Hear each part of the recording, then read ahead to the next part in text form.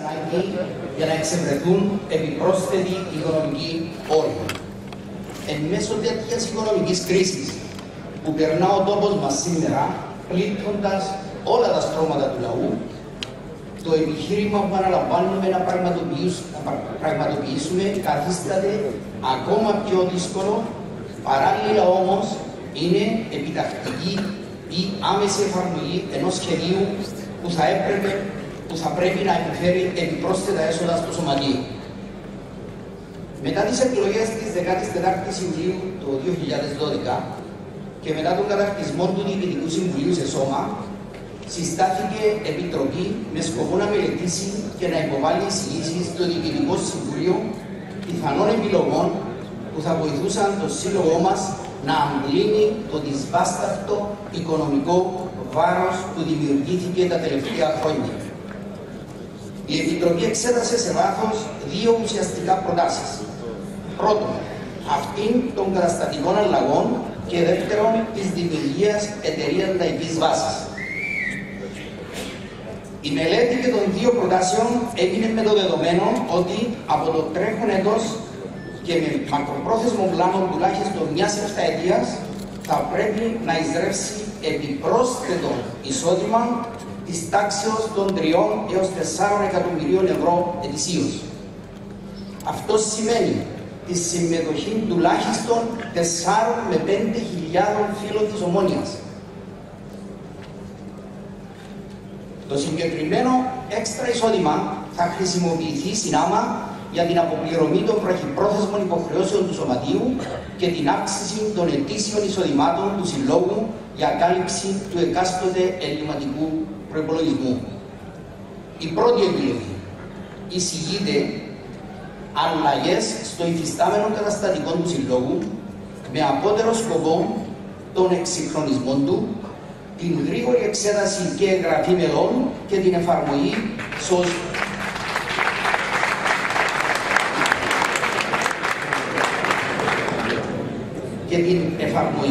σωστής οικονομικής διαχείρισης.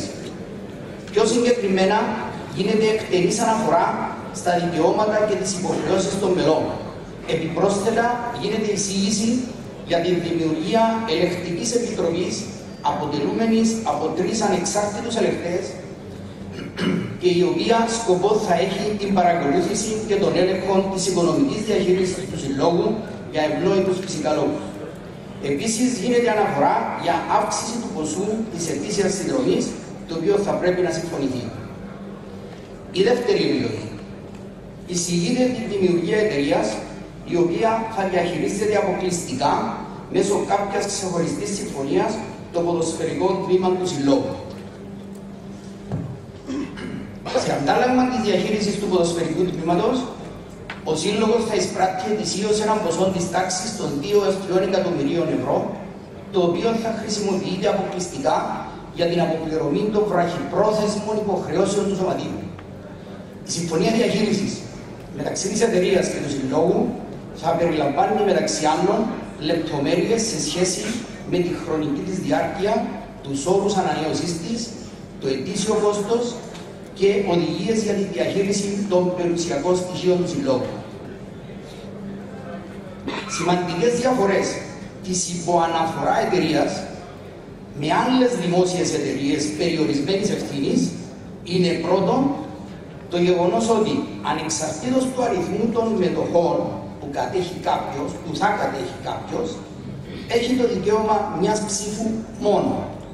Και δεύτερον, με σκοπό τη διαχρονική εισρωή χρημάτων θα υπάρξει ετήσια συνδρομή των μετόχων.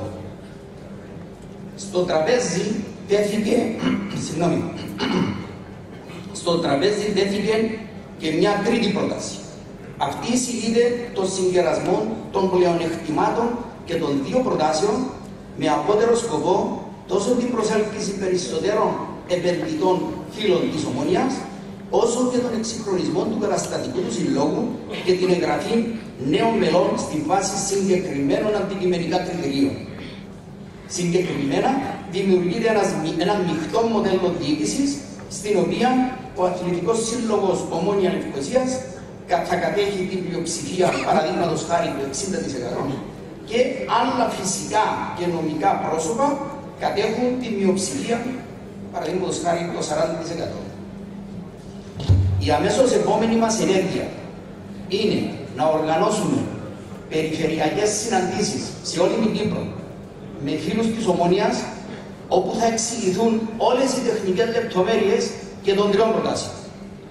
Θα απαντηθούν όλες οι ερωτήσεις και θα ζητηθεί η άποψη όλων.